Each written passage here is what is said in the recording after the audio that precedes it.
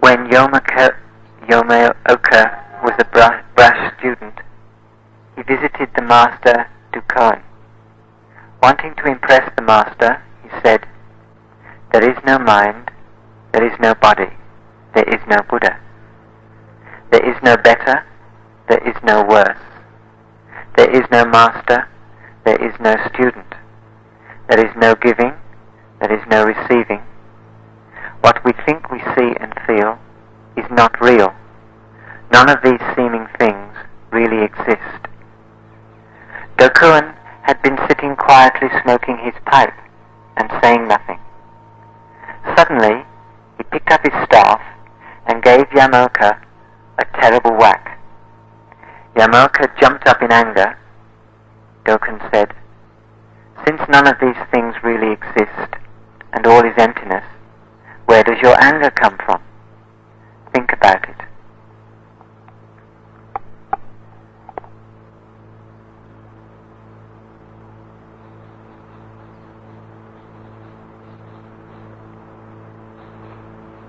Knowledge is not of much help.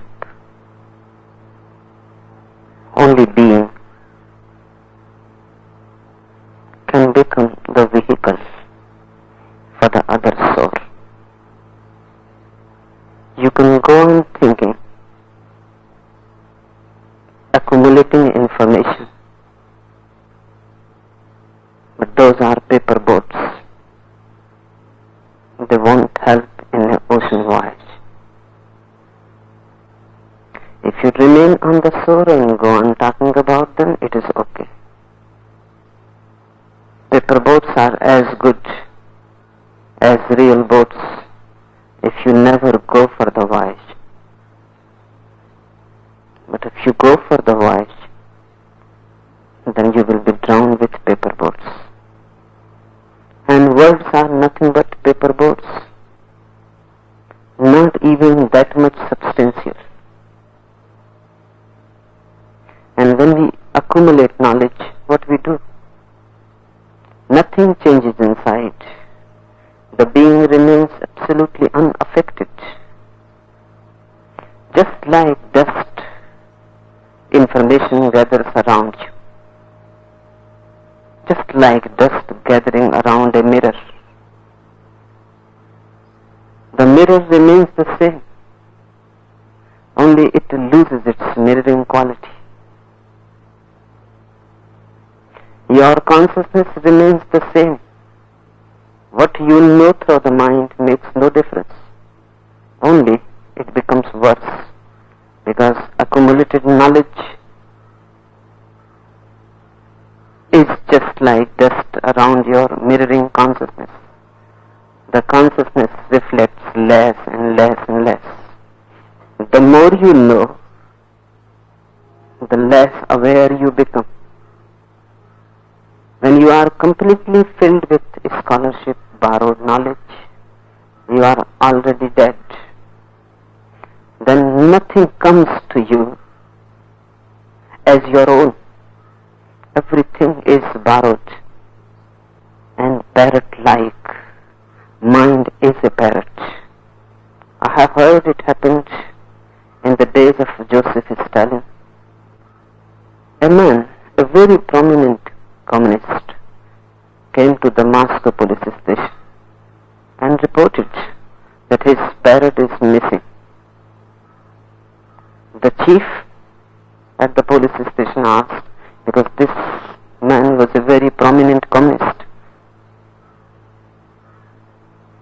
So he inquired about his parrot because the parrot was significant and had to be searched for.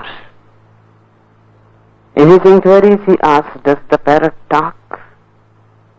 The communist, the comrade, felt a slight fear, and then he said, "Yes, he talks, but note it down. Whatsoever political opinion he has, they are completely his own." But how a parrot can have opinions of his own? A parrot cannot have opinions of his own, neither the mind. Because mind is a mechanism. parrot is more alive than a mind. Even a parrot may have some opinions of his own, but the mind cannot have. Mind is a computer, a biocomputer. It accumulates. It is never original. It cannot be. Whatsoever it has is borrowed, taken from others. You become original only when you transcend mind. When the mind is dropped and the consciousness faces existence directly, immediately, moment to moment in contact with existence, you become original. Then for the first time, you are authentically your own. Otherwise, all ideas are borrowed. You may quote scriptures. You may know by heart all the Vedas, the Quran, the Gita, the Bible. But that makes no difference. They are not your own. And knowledge that is not your own is dangerous, more dangerous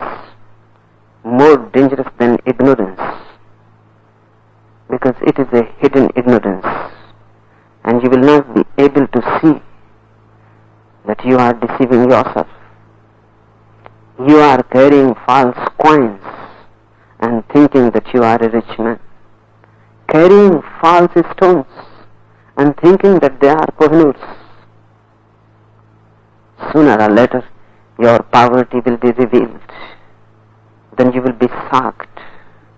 This happens whenever you die, whenever death comes near. In the shock that death gives to you, suddenly you become aware that you have not gained anything, because only that is gained which is gained in being. You have accumulated fragments of knowledge from here and there. You may have become a great encyclopedia, but that is not the point. And particularly for those who are in search of truth, that is a barrier, not a help. Knowledge has to be transcended. When there is no knowledge, knowing happens, because knowing your quality of consciousness, it is just like a mirror. The mirror reflects whatsoever is there. Consciousness reflects the truth that is always in front of you, just at the tip of your nose. But the mind is in between, and the mind goes on chattering, and the truth remains just in front of you, and the mind goes on chattering, and you go with the mind. You miss. Mind is a great missing. Before we enter this beautiful anecdote, few more things. First, knowledge is borrowed. Realize it. The very realization becomes a dropping of it. You don't have to do anything. Simple realization that whatsoever you know, you have heard it, you have not known it. You have read it, you have not realized it. It is not a revelation to you. It is a conditioning of the mind. It has been taught to you. You have not learned it. Truth can be learned, cannot be taught. Learning means being responsive to whatsoever is around you. That which is to be responsive to it. It is a great learning, but not knowledge.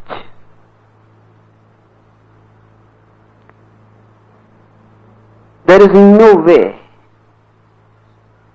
to find truth except finding it. There is no shortcut to it. You cannot borrow, you cannot steal, you cannot deceive. Simply there is no way. Only when you are without any mind within you, because mind is a wavering, mind is a continuous trembling, mind is never unmoving, it is a movement. Mind is just like a breeze, continuously flowing, and the flame goes on wavering. When mind is not there, the breeze has stopped, and the flame becomes unmoving. When your consciousness is an unmoving flame, you know the truth. You have to learn how not to follow the mind. Nobody can give you the truth. Nobody. Not even a Buddha, a Jesus, a Krishna. Nobody can give it to you. And it is beautiful that nobody can give it to you. Otherwise, it would become a commodity in the market. If it can be given, then it can be sold also. If it can be given, then it can be stolen also. If it can be given, then you can take it from if your friend, borrow it.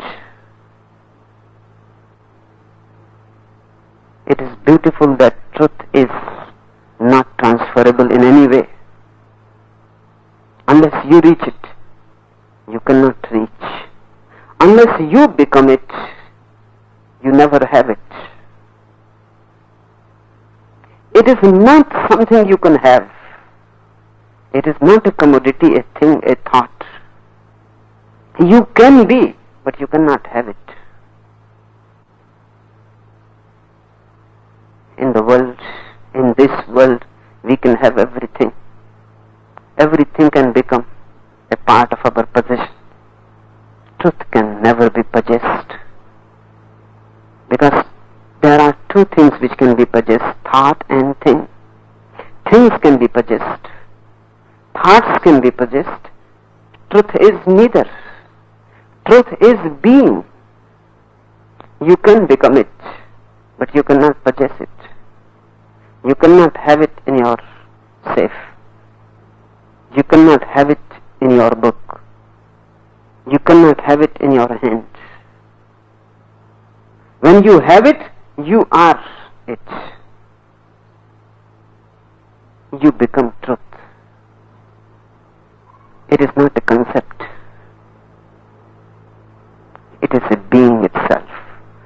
Second thing to remember, that this is human tendency to try to show that which you don't have. If you have it, you don't try to show it. There is no point. If you don't have it, you try to show it as if you have it. So remember, whatsoever you want to show to people is the thing you don't have. If you go to a rich man's house, you become a guest, nothing changes. If he is really rich, nothing changes. He simply accepts you. Go to a poor man's house, he changes everything. He may borrow the furniture from the neighbor, a carpet from somebody else, curtains from somebody else. He would like to impress you that he is rich. If you are not rich, you would like people to impress that you are rich. If you don't know, you would like people to know that you know. Whenever you want to impress somebody, remember this, that this is a human tendency to impress, because nobody wants to look poor. And more so when things of the other world are concerned. You can be a poor man as far as things of this world are concerned. That is not much of a poverty. But as far as God, soul, liberation, truth is concerned, it is too much to bear. To be poor is too much to bear. You would like to impress that you have. And it is difficult to impress people as far as things of this world are concerned, because those things are visible. It is easy to impress people about things of the other world, because they are not visible. You can impress people that you know without knowing. The problem arises because when you impress others, there is possibility you may be impressed by their eyes and their convictions that you have. By and by, if many people are convinced that you know, you will be convinced that you know. There is the problem. Because deceiving others is not much a problem. But if you are deceived by your own effort, then it will be almost impossible to bring you out of your sleep. Because you think it is not a sleep at all. You think you are fully awake. It will be difficult to bring out of your ignorance because you think you are enlightened already. It will be difficult to bring out of your disease because you believe that you are healthy and whole already. The greatest barrier that stands between you and the truth is that you have convinced yourself via others that you already have it.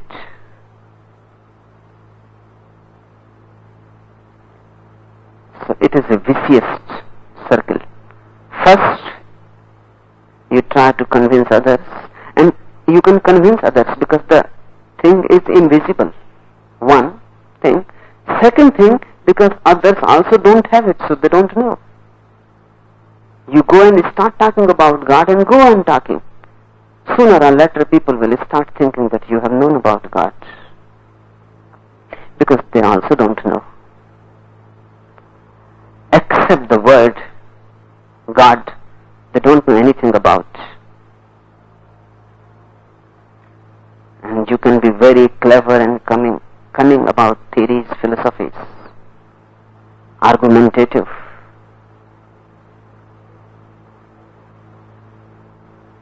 And if you go on and on, just out of sheer boredom, they will say, yes, we believe that you know, but be finished. I have heard once it happened.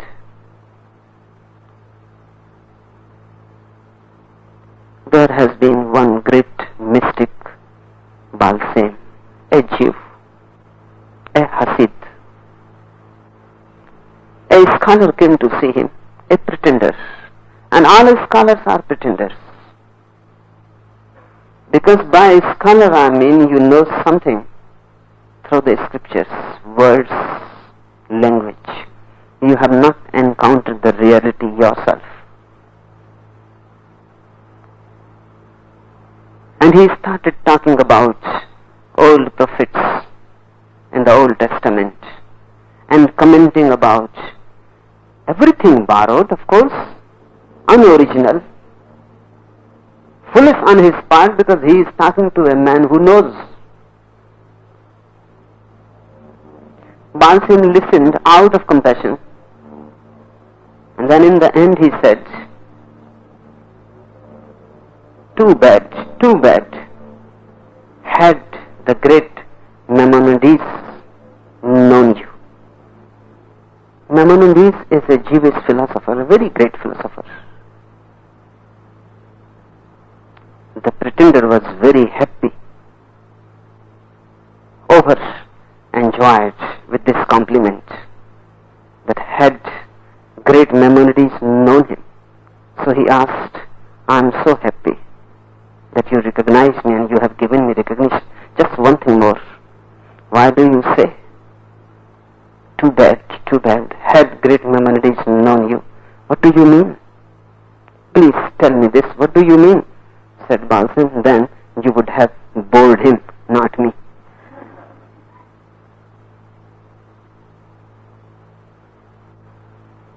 Just out of sheer boredom, people start believing that yes, you know, but keep quiet. And then moreover, they don't know. They are as ignorant as you. Only one difference is there, you are more articulate. You have read more. You have accumulated a little more dust. And they cannot argue and you can put them in their places and make them silent. They have to believe that you must know. And it doesn't make any difference to them whether you know it or not. Be happy if you think you know. But you are creating such a stone wall, it will be difficult for you to break it. Because if you convince others, you are convinced that yes, you know. That's how there are so many so-called masters. They don't know anything, but followers they have. And because of followers, they are convinced that they know. Take away their followers, and you will see their confidence is gone. Deep down, that psychologists say that people accumulate followers just to convince themselves that they know. Without followers, how you will convince yourself? There is no way, you are alone. And it is difficult to deceive oneself directly. It is easy to deceive oneself via others. When you talk to someone and you see the light in his eyes, you are convinced that you must have something. Otherwise, why this light came to his eyes, his face? He was impressed. That's why we hanker so much to impress people. The mind wants to impress people so that it can be impressed via them and can believe in the borrowed knowledge as if it is a revelation. Beware of this. This is one of the trickiest traps. Once you fall into it, it will be difficult for you to come out. A sinner can reach easily to the truth than a scholar. Because a sinner feels deep down that he is guilty. He can repent. And he feels he has done something wrong. You cannot find a sinner who is basically happy. He feels the guilt. He has done something wrong. He repents. In the unconscious, he wants to undo whatsoever he has done, to bring the balance in his life. Someday or other, he will bring the balance. But if you are a scholar, a man of words, theories and philosophies, a great pandit, then it is difficult because you never feel guilt about your scholarship. You feel happy and egoist about it. Remember one thing, whatsoever gives you the feeling of ego is a barrier. Whatsoever gives you a feeling of egolessness is the way. If you are a sinner and you feel guilty, that means your ego is shaken. Through sin you cannot accumulate ego. It has happened many times. A sinner has taken the jump in a moment and has become a saint. It happened to Valmiki, an Indian saint, the first who told the story of Ram. He was a robber and a murderer, and in a single moment the transformation happened. It has never happened like that to any Pandit ever. And India is a great country of Pandits, the Brahmins, the scholars. You cannot compete Indian scholars. They have a long heritage of thousands of years, and they have lived on words and words and words. But it has never happened that a scholar in a single moment took a jump, exploded, was broken from the past and become totally new. It has never happened that way. But it has happened many times with sinners in a single moment. Because deep down they have never been able to make arrangements for their ego with whatsoever they were doing. Whatsoever they were doing was ego-centering. ego is the wall, the stone wall. If you feel you are a moralist, a Puritan, you will create a subtle ego. If you think you are a knower, you will create a subtle ego. Remember, there is no sin except the ego. So don't accumulate it. And it is always accumulated through false things, because real things always shatter it. If you really know, the ego disappears. If you don't know, it accumulates and becomes bigger and bigger and stronger. If you are really a pure man, a religious man, ego disappears. But if you are a Puritan, a moralist, then ego is strengthened. This should be always the criterion to judge whatsoever you are doing, whether it is good or wrong. Judge it by the ego. If ego is strengthened, then it is wrong. Drop it as soon as you can. Drop it immediately. If ego is not strengthened, it is good. If you go to the temple every day or every Sunday to the church and you feel ego is strengthened, don't go to that church. Stop. Don't go to the temples. It is not helping you. It is a poison. If you feel by going to the church that you are religious, you are something extraordinary, greater, purer than others, holy than thou, if this attitude comes to you, holier than thou, then drop it, because this attitude is the only sin in the world that exists. All else is children's play. This is the only sin, this attitude of holier than thou. Do only that which doesn't strengthen your ego, and sooner or later you will become enlightened. Because when the ego is not, even for a single moment it leaves you, suddenly the eyes open and you have seen it. Once seen, it is never forgotten. Once glimpsed, it becomes such a powerful magnet in your life, it goes on drawing you nearer and nearer to the center of the world. Sooner or later you will be merged into it. But the ego resists surrender. It resists love. It resists prayer. It resists meditation. It resists God. Ego is a resistance, a fight against the whole. That's why it is a sin. And ego is always interested in impressing people. The more you can impress people, the more ego gets food. It is fed. If you cannot impress anybody, the supports are withdrawn and the ego starts trembling. It has no base in reality. It depends on others' opinions. Now, try to enter in this anecdote. The brass student. It is a contradiction. Because a student cannot be brass, and if he is, he cannot be a student. A student cannot be impudent. He cannot be rude. He cannot be an egoist. If he is, he cannot be a student. Because to be a student means to be receptive, to be ready to learn. And what is readiness to learn? Readiness to learn means that I know that I am ignorant. If I know that I know, how I can learn?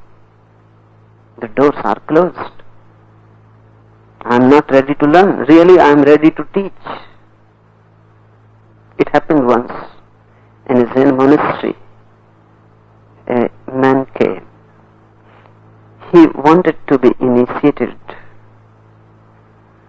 The master said, we have 2 categories of initiates here. I have 500 inmates in the ashram, in the monastery, and we have 2 categories. One is that of disciples and one that of masters.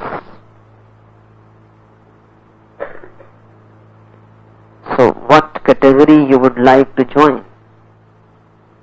And the man is absolutely new.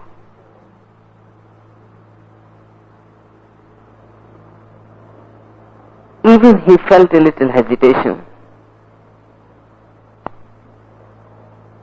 He said, if it is possible, then I would like to be initiated as a master.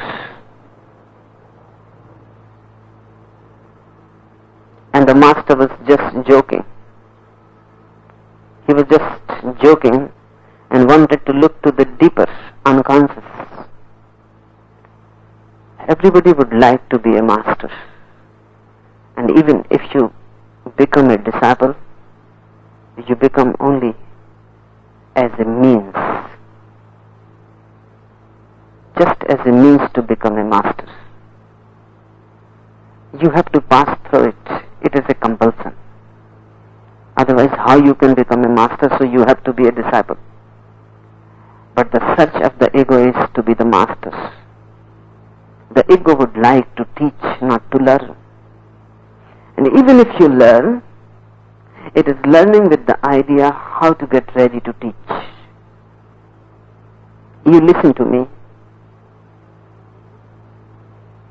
Through listening, I have also two categories. You can listen like a disciple. You can listen like a would-be master. If you listen like a would-be master, you will miss. Because you cannot listen with that attitude. If you are just waiting to get ready and how to jump in to be a master and teach others, you cannot be receptive. You can learn only if you are a disciple with no mind of becoming a master. This was one of the oldest traditions in the East, that a person will not start teaching unless his master saves him. There was one disciple of Buddha. He remained for many years with him. His name was Purna. He became enlightened, and he still remained with him. After his enlightenment also, he will come every day in the morning to listen to Buddha. He himself was now Buddha. Nothing was lacking. In his own right now he stood, but he continued. One day Buddha asked Purna, why you go on coming? Now you can stop.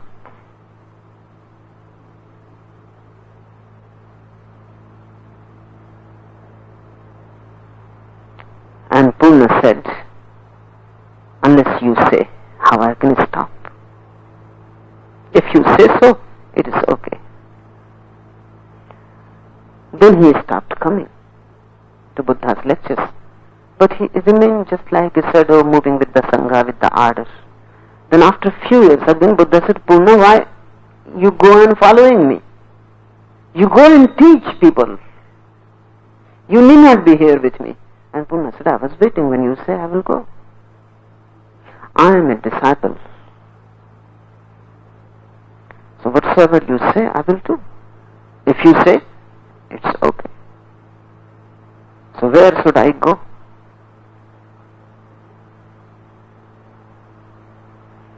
Which direction should I go? To whom I should teach? You simply direct me and I will follow. I am a follower. This man must have listened to Buddha totally. Because even when he becomes enlightened, he remains a disciple.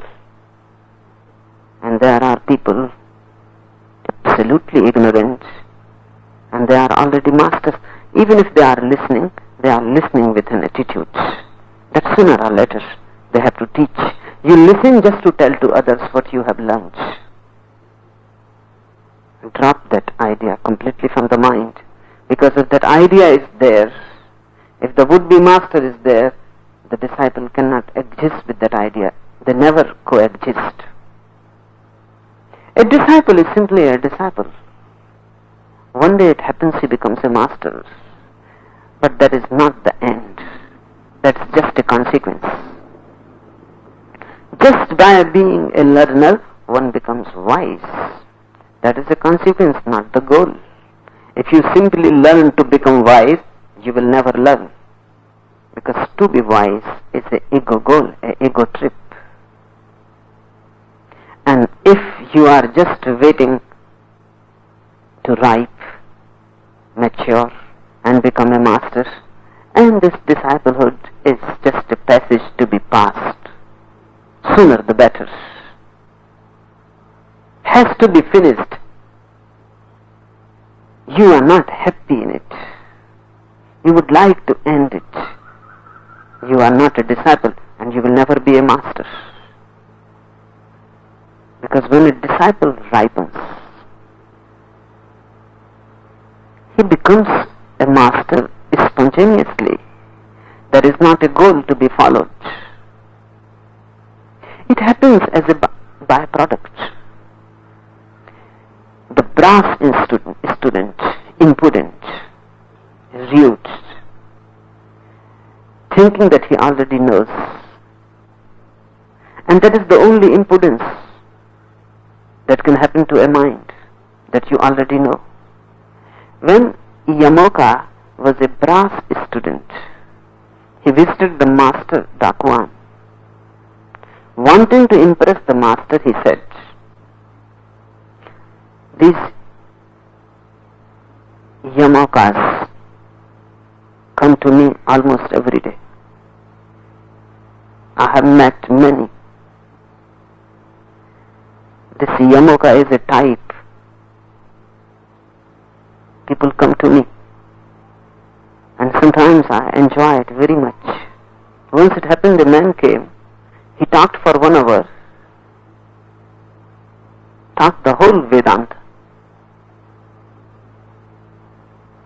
and he was asking for an interview for many days, and he was writing letters to me, and he traveled along, and he was asking that I would like to ask few questions. When he came, he forgot about the questions. He started giving me answers, and I had not asked anything. 1 hour. He talked and talked and talked. There was not even a gap so I could interrupt him. No, he won't listen even. So I had to say yes, yes, yes. And I listened to him and enjoyed. And after 1 hour, he said, "No, I will have to go. Now time is finished. But I learned so many things from you. And I will remember this meeting forever and ever. I will cherish this memory. And you have solved all my problems."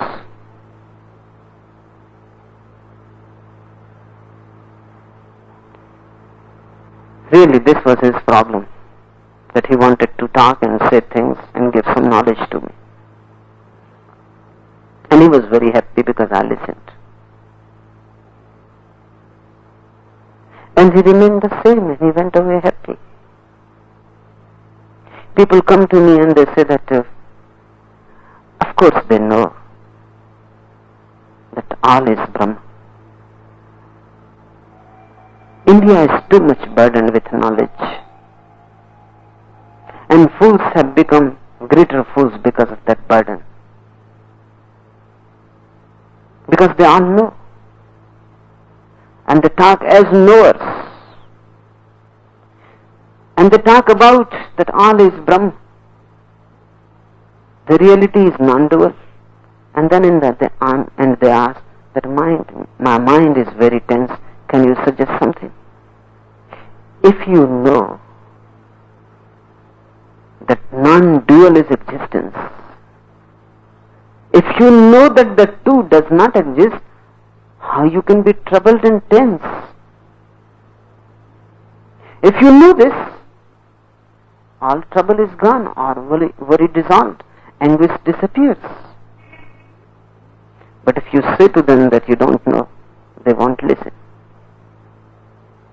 And you just go on listening to them, in the end the real will come out automatically. in a court it happened.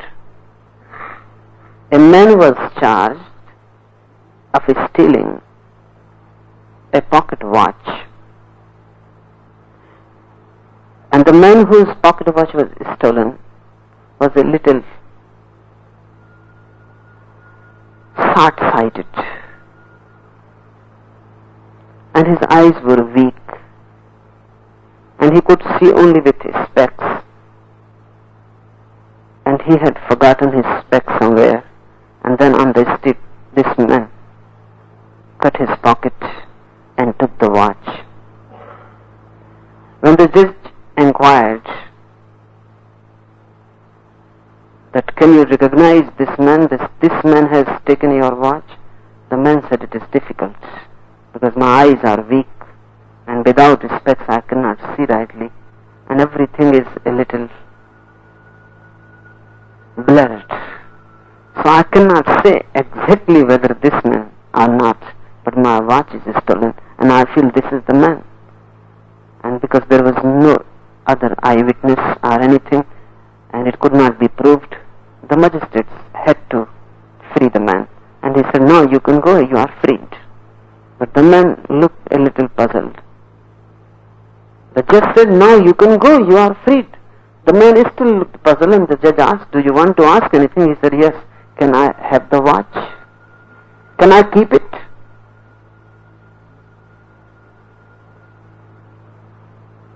This is what is happening. People go on talking. And if you go on listening to them, in the end you will find they are all Vedanta. Is useless in the end. They ask something which shows the reality. Other was just language, verbalization.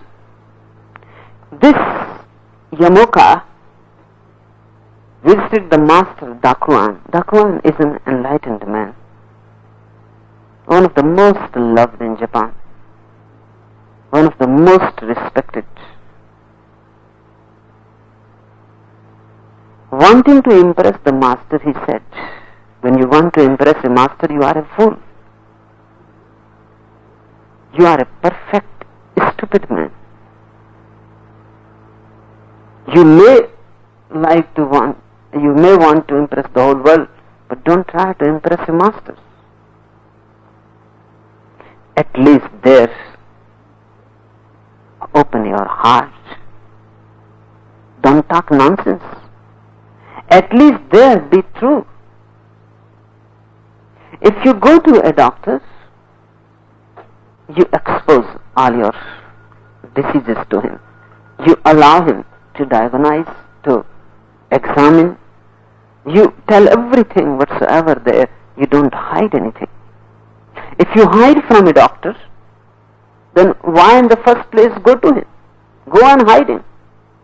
And how you are expecting that he can help you if you hide? To a doctor you say everything of the body. To a master you have to say everything of the soul. Otherwise no help is possible. When you go to a master, go completely.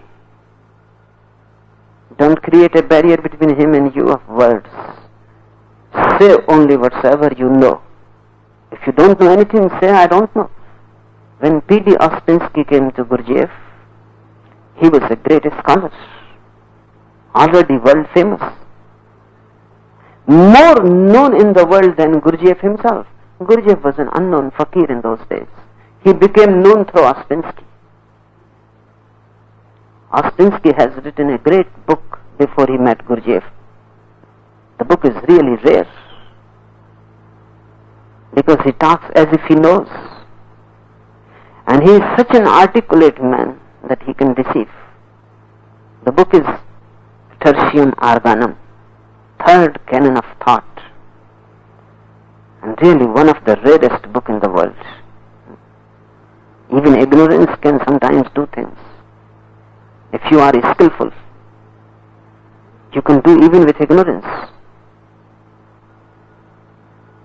Ouspensky claims in that book, and his claim is right, that there exist only 3 real books in the world. One is Aristotle's Organum, the first canon of thought. Second is Bacon's Novum Organum, new canon of thought, that is second canon of thought. And third is my Tertium Organum, third canon of thought. And really these three books are rare. And all the three are ignorant. Neither of them knows anything about truth. But they are very articulate men.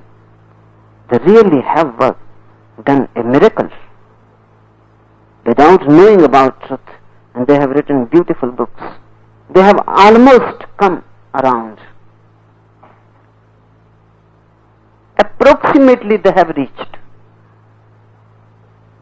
Ouspensky was a name.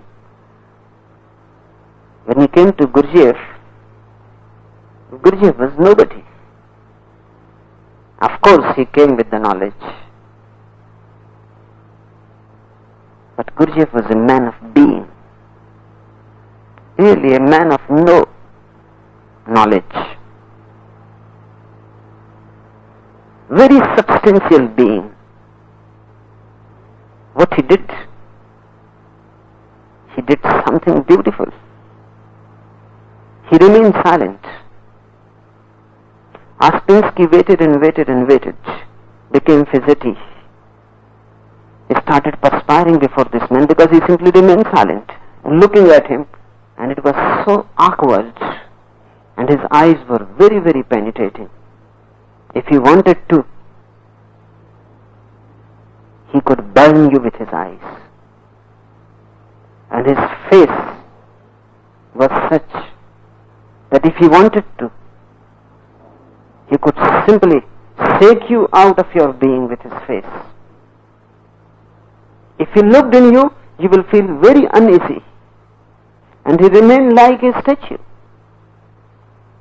And Ouspensky started trembling. A fever came over him. And then he asked, "But why are you silent? Why don't you say something?" Gurdjieff said, "First, one thing has to be decided. Absolutely decided. Only then I will say a single word. You go into that other room, you will find a piece of paper there. So write on it whatsoever you know and also that which you don't know.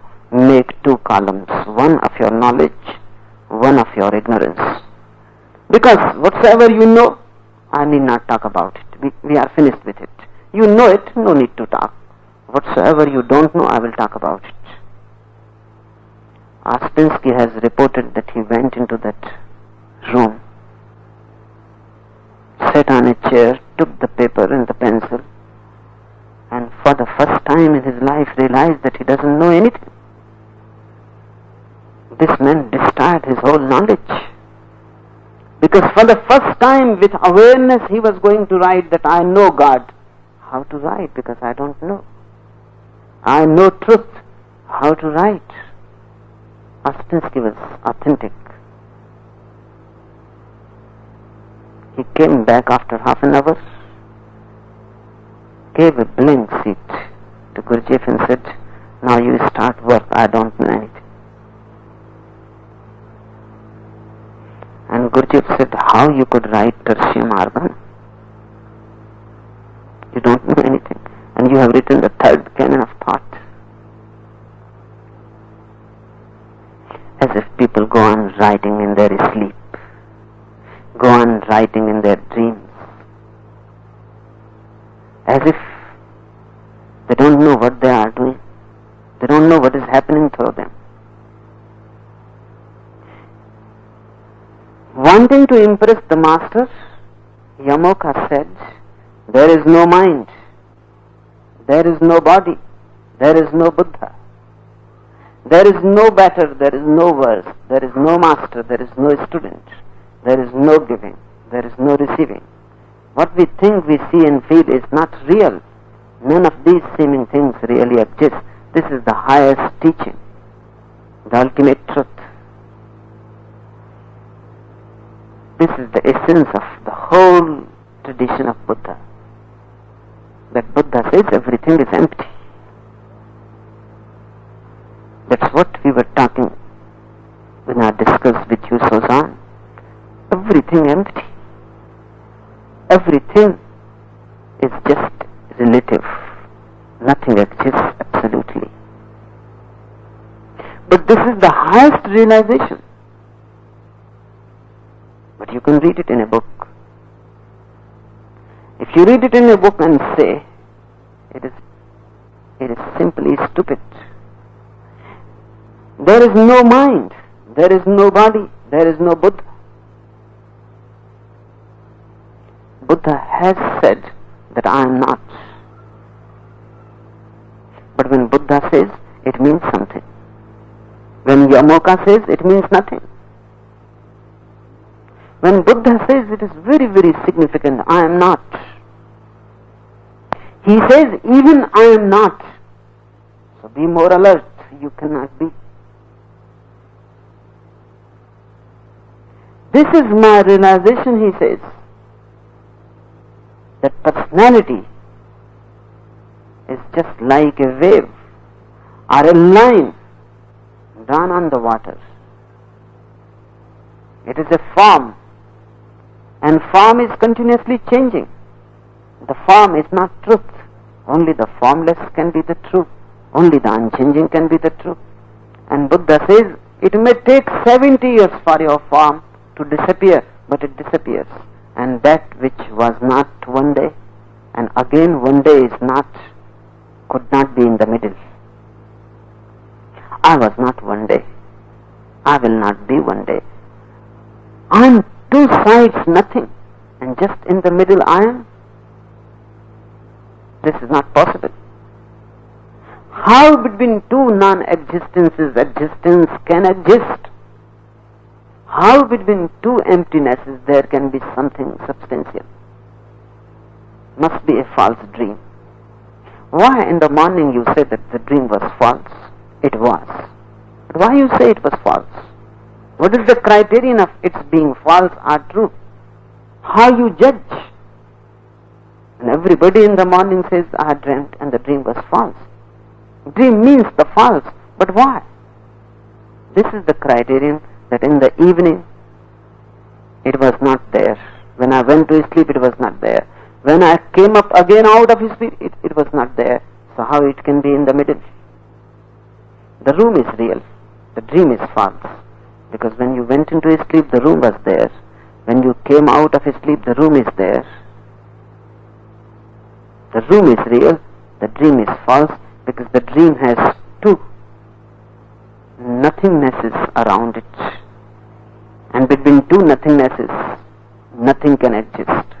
But the room continues. So you say the room is real, the world is real, and the dream is false.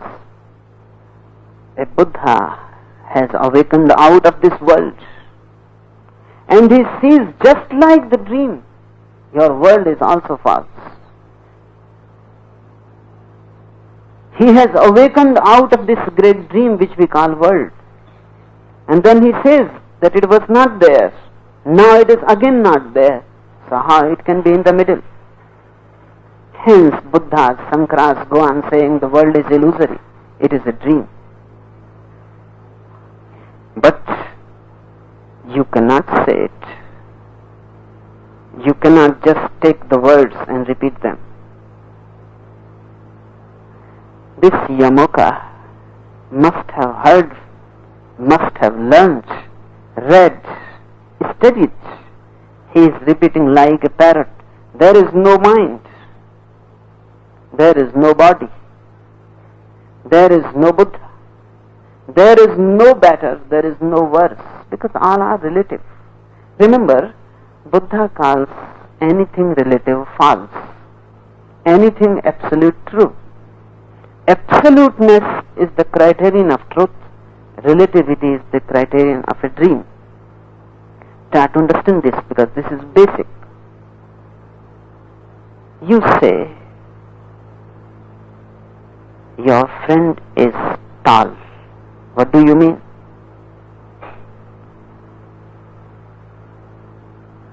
He can only be said taller, not tall. Taller than somebody. he may be a pygmy before somebody else. So tallness is not in him. Tallness is just a relationship, a relative phenomenon. In comparison to somebody, he is taller. In comparison to somebody else, he may be a pygmy.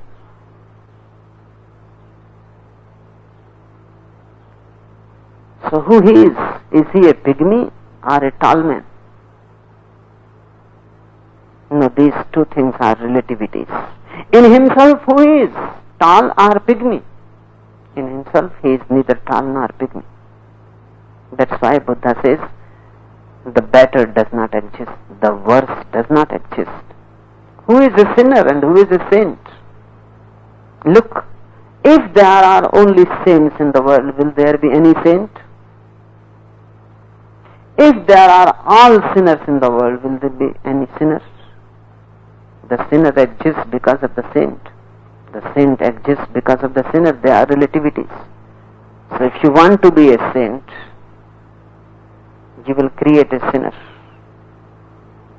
You cannot be a saint without there being sinners. So be aware not to become a saint. Because if you become a saint, that means somewhere the other polarity will have to exist. Saints are false, sinners are false. Who you are in yourself, if you are alone, are you a sinner or a saint? Then you are none.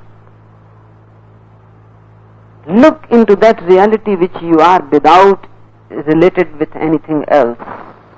Look into yourself without relation. Then you will come to the absolute truth. Otherwise everything is just a relative term.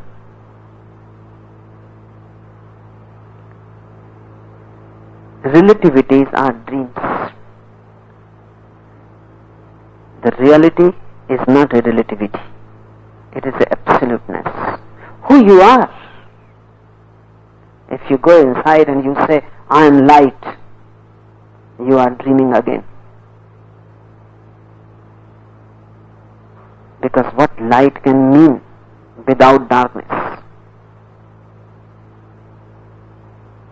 Light needs darkness to be there. If you say inside I am blissful, you are again dreaming. Because bliss needs misery to be there. You cannot use any term because all terms are relativities.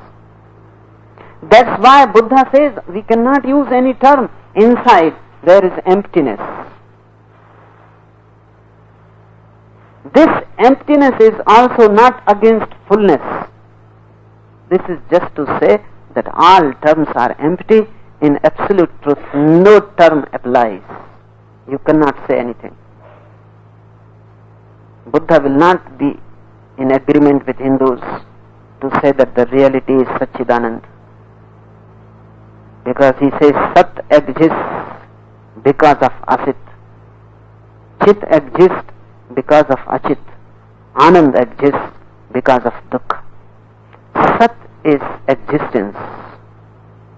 God cannot be said to be existential, because then non-existence will be needed. And where non-existence will exist, God cannot be said consciousness, because then unconsciousness will be needed. And where unconsciousness will exist, God cannot be said bliss, because then misery will be needed. Buddha says whatsoever word you use is useless, because the opposite will be needed. Look into yourself, then you cannot use language, only silence. Only through silence it can be indicated. And when he says all terms are empty, all words are empty, all things are empty, all thoughts are empty, he means this, because they are relative. Relativity is a dream. There is no better, there is no worse, there is no master, there is no student. There is no giving, there is no receiving. What we think, we see and feel is not real. None of these seeming things really exist. This is the most profound teaching of Buddha. So one thing has to be remembered. You can repeat most profound words ever uttered, and you can still be a stupid man. This Yamoka is stupid. He is exactly repeating the same words as Buddha. Words carry your being. When Buddha says the same words, they have a different significance, a different fragrance. The words carry something of the Buddha, something of his being, the aroma, the taste of his inner being, the music of his inner harmony is carried by those words. When Yamoka repeats those words, they are dead, still. They don't carry any fragrance. They will carry something, they will carry Yamoka and his bad odor.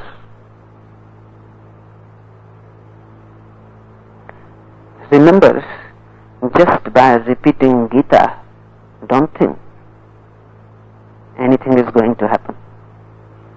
The words are the same. The Krishna said the same words you are repeating. All over the world, thousands of Christian missionaries go on repeating the same words Jesus said. Those words are dead. It is better not to repeat them, because the more you repeat, the more still they become. It is better not to touch them, because your very touch is poisonous. It is better to wait. When you attain to a Christ consciousness, or a Krishna consciousness, or a Buddha consciousness, then you will begin to flower. Then things will start coming out of you. Never before. Don't be a gramophone record, because you can only repeat. But that doesn't mean anything. Dakuan had been sitting quietly smoking his pipe. A very beautiful man. He didn't even bother. He didn't interrupt. He simply continued smoking his pipe. Remember, only Zen masters can smoke pipe, because they are not pretenders. They don't bother what you think about them.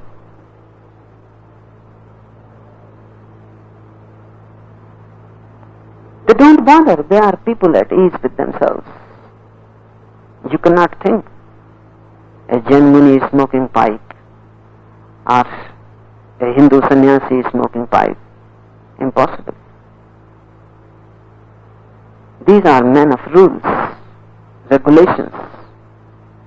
They have forced themselves into disciplines.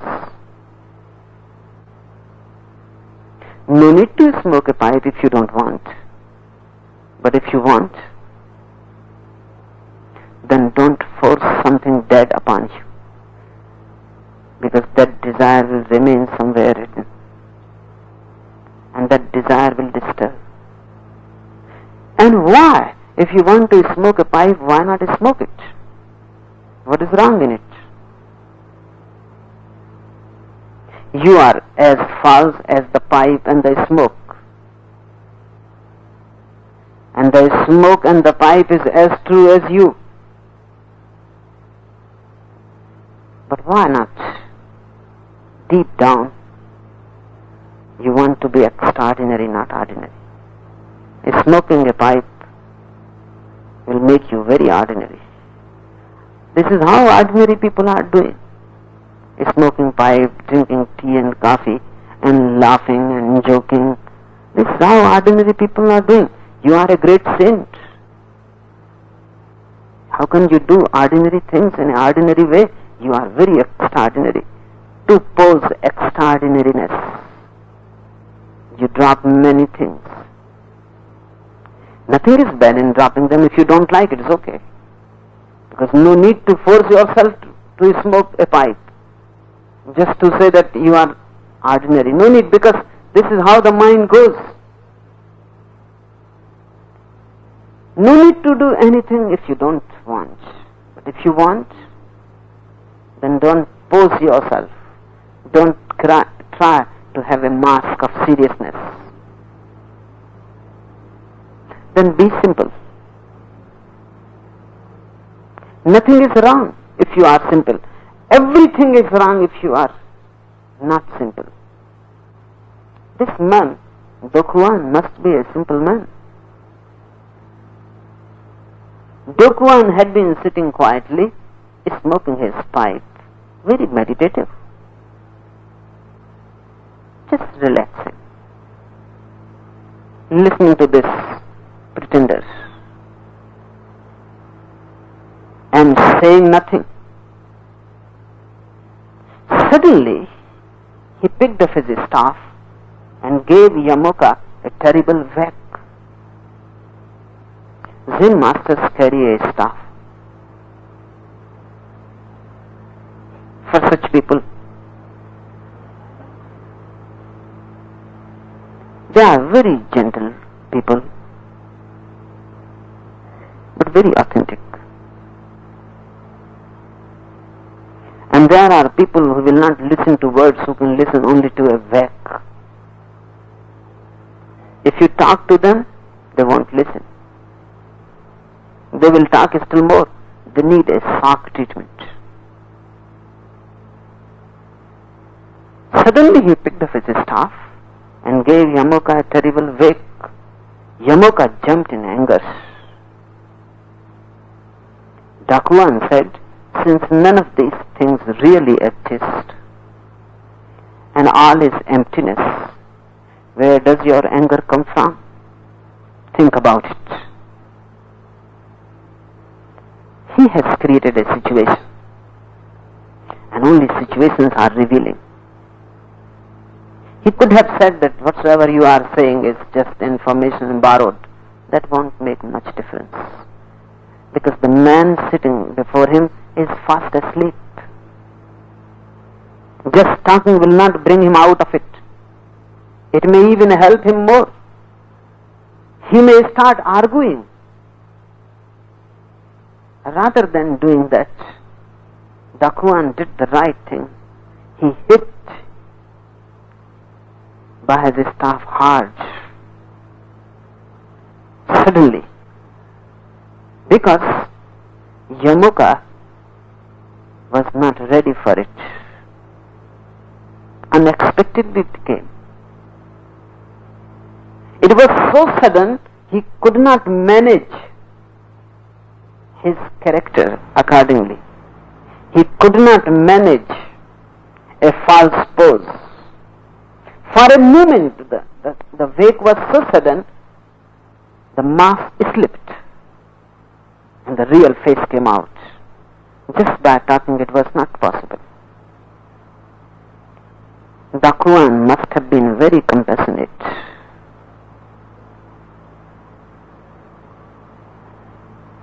Just for a single moment, anger peeped. The real came out. Because if everything is empty, how you can be angry? From where the anger can come? Who will be angry if even Buddha is not? You are not. Nothing is there. Only emptiness exists. Then how in emptiness anger is possible? What Dakuan is doing is bringing this Yamoka to being from knowledge. That's what he is doing by waking. A situation is needed, because in a situation, suddenly you become real, whatsoever you are. If words are allowed, if Dakuan talks and says this is wrong and that is right, he helps continuity of your mind. Then a dialogue will be there, but of no use.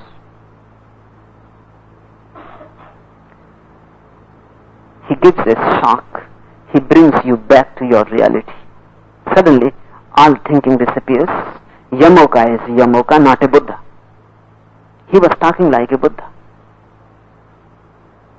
And just by a hit, Buddha disappears. Comes in Yamoka. Angry, Dakuan said, since none of these things really exist, all is emptiness, Yamoka, where does your anger come from? Think about it. Don't talk about Buddha, and don't talk about reality, and don't talk about truth. Think about this anger, from where it comes. If you really think about anger, from where it comes, you will reach to emptiness. Next time when you feel angry, or if you cannot, then come to me, I will give you a whack.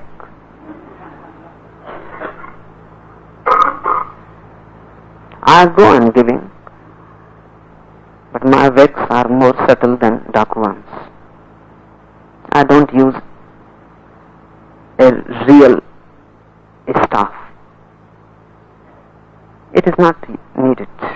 You are so unreal. A real staff is not needed. I need not physically give you a wake. But spiritually I go on giving. I go on creating situations in which I try to bring you back to your Yamoka-hood from your Buddha-hood. Because that Yamoka is real within you, Buddha is just a mask.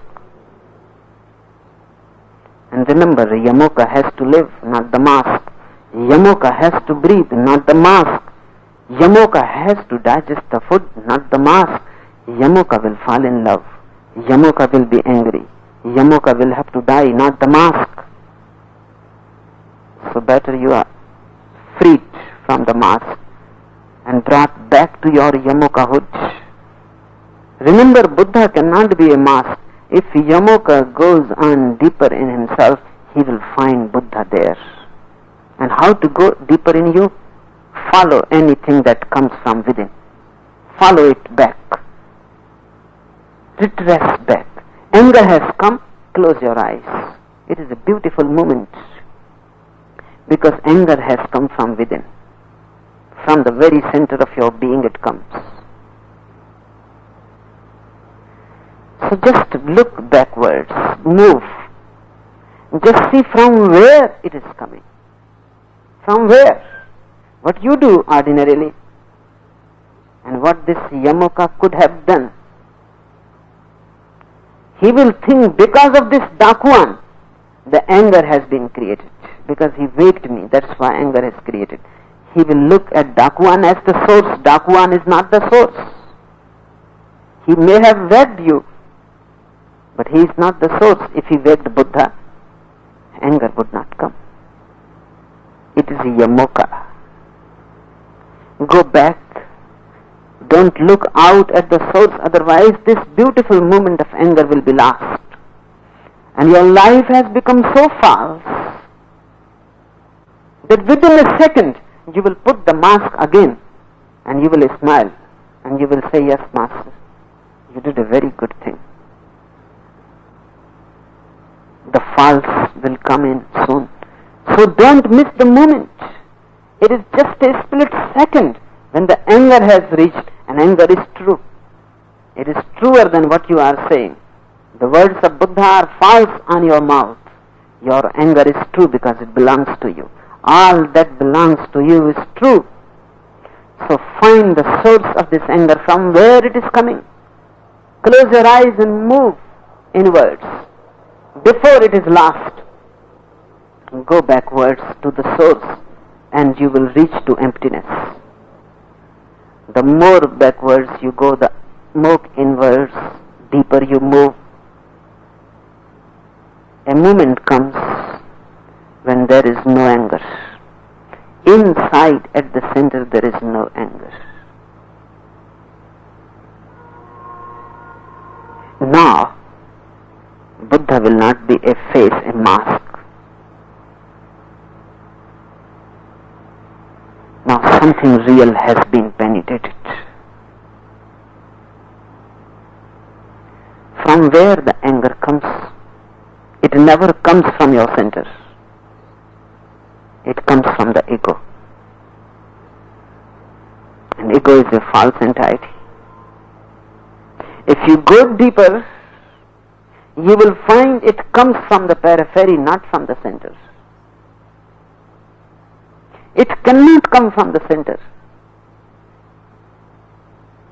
At the center is emptiness, absolute emptiness.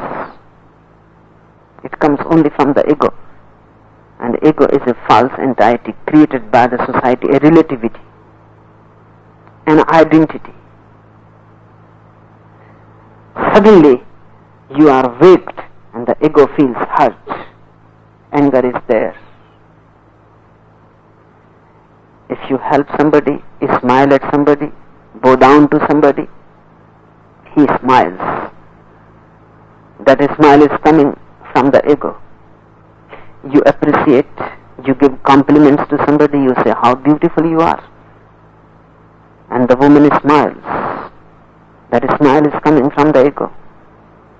Because at the center there is neither beauty nor ugliness. At the center there is just absolute emptiness, anatta, no selfness. And that center has to be achieved. Once you know it, you move as a non-being. Nobody can make you angry. Nobody can make you happy, unhappy, miserable. No, in that emptiness, all dualities dissolve. Happy, unhappy, miserable, blissful, all dissolve. This is Buddhahood. This is what happened under Bodhi tree to Gautam Siddhartha. He reached the emptiness. Then everything is silent. You have gone beyond the opposites. A master is to help you to go to your inner emptiness, the inner silence, the inner temple. And the master has to devise methods. Only Zen masters beat. Sometimes they throw a person out of the window. They jump on him. Because you have become so false, such drastic methods are needed. And in Japan particularly, because Japan is so false, that's why such drastic methods are needed. In Japan, a smile is a painted smile. Everybody smiles. It is just a habit, a beautiful habit as far as the society is concerned. Because in Japan, if you are driving and you hit a person on the Tokyo road, something will happen which never can happen anywhere. The person will smile and bow down and thank you. Only in Japan this can happen, nowhere else. And he will say, this is my fault, and you will say, this is my fault, if you are a Japanese. And both will say, this is my fault, and both will bow down and smile and go their way. In a way, good. Because what is the use of being angry and shouting at each other and creating a crowd? What is the use? From the very childhood, Japanese are being conditioned always to smile. That's why in the West, they are thought to be very sly people. You cannot rely on them because you don't know what they are feeling. You cannot know what a Japanese feels. He never allows anything to come out. This is one extreme. Everything falls painted. Then Zen masters had to devise these drastic methods, because only through these drastic methods the Japanese mask will fall down. Otherwise it is fixed. It has become almost your skin, as if grafted on the skin. But this is happening to the whole world now. Not only Japan. Degrees may differ, but now this is the whole world. Everybody laughs, smiles. Neither the laugh is true nor the smile. Everybody says good things about each other. Nobody believes in them. Nobody feels that way. It has become a social etiquette. Your personality is a social phenomena. Your being is buried deep down under this personality. You need a shock so that the personality is thrown open. Or for some moments you are no more identified with it and you reach to the center where everything is empty. The whole art of meditation is how to leave the personality easily and move to the center and be not a person. Just be and not be a person is the whole art of meditation, the whole art of inner ecstasy. Enough for today.